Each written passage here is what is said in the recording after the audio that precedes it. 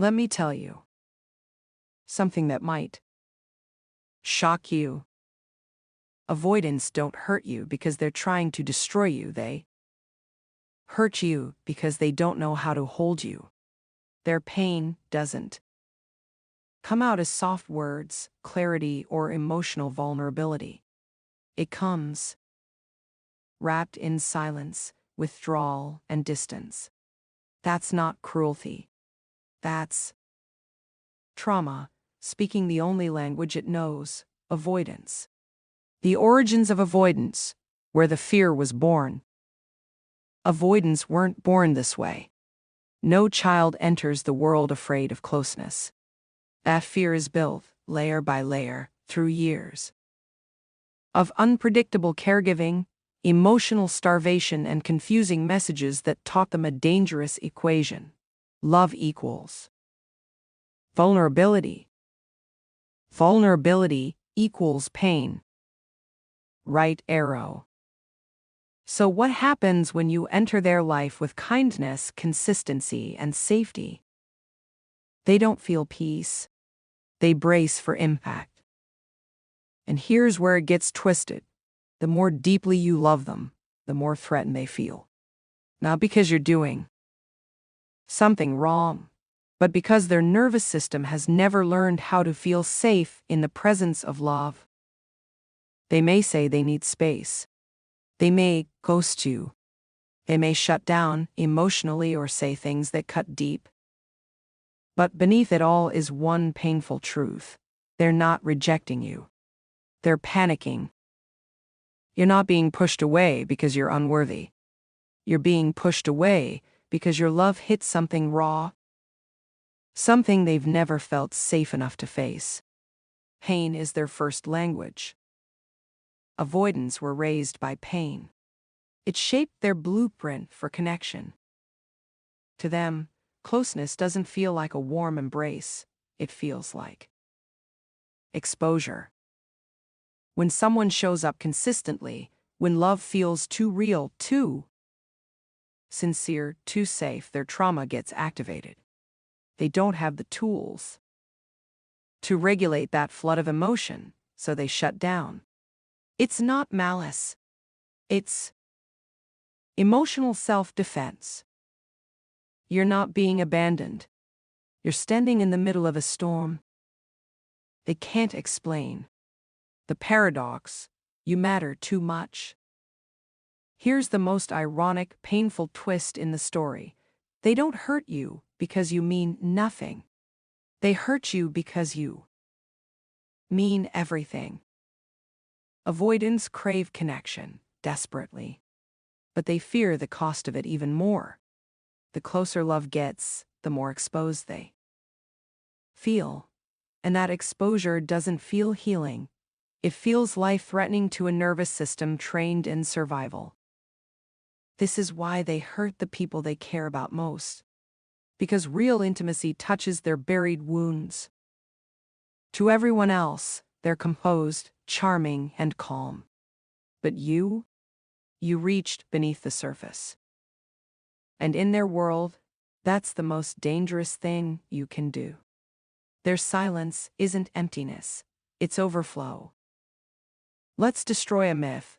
Silence doesn't always mean they've stopped caring. Sometimes, silence is the only thing they can offer when they're overwhelmed by how much they feel. They shut down not because they're cold, but because they're overheating. They don't know how to sit in their emotions. They were never taught.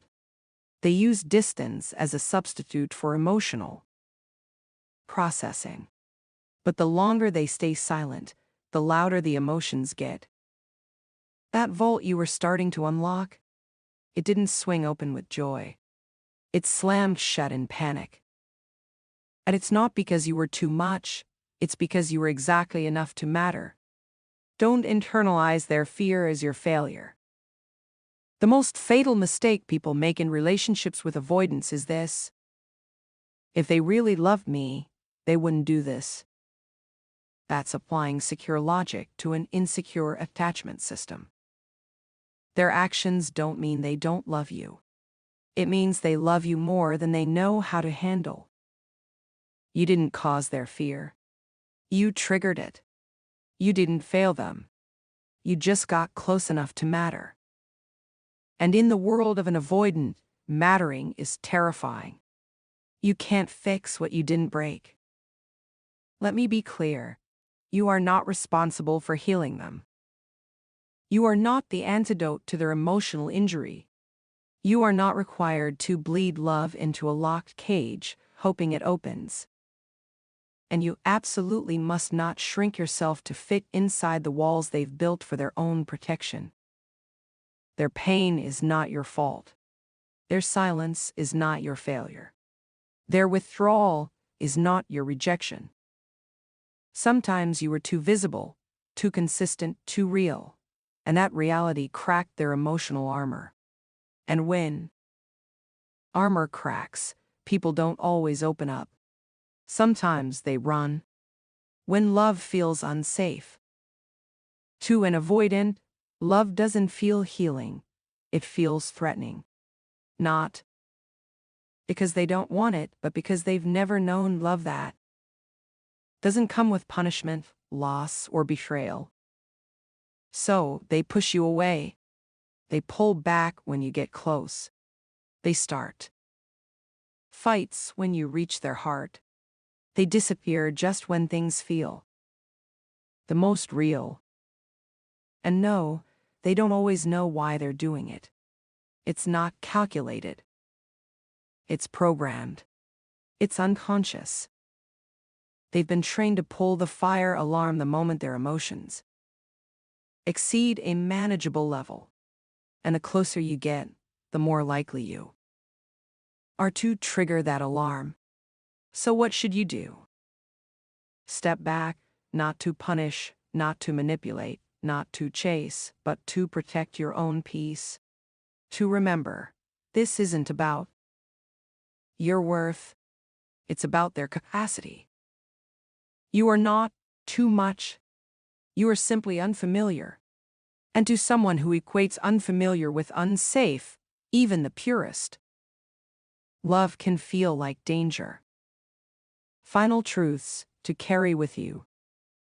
Their silence is often not emptiness, it's emotional overflow. Their retreat is not about your inadequacy, it's about their fear. Their pushback is not proof they don't care, it's proof you touched something real. You didn't break them. You broke through to a place they've kept hidden even from themselves. And sometimes, the most powerful act of love isn't staying. It's walking away with your self-worth intact, no longer willing to bleed for someone who mistakes love for threat. Conclusion: don't take it personally, reclaim it personally. Avoidants don't hurt you because you're unworthy. They hurt you because your love awakened something they're not ready to face. And if you can stop internalizing their fear, if you can stop translating their shutdowns as rejection, you will reclaim your power, not by proving your love, but by honoring your own heart. Sometimes, the greatest healing doesn't come from fixing someone else. It comes from realizing, I was never the problem. I was the light they weren't ready to see.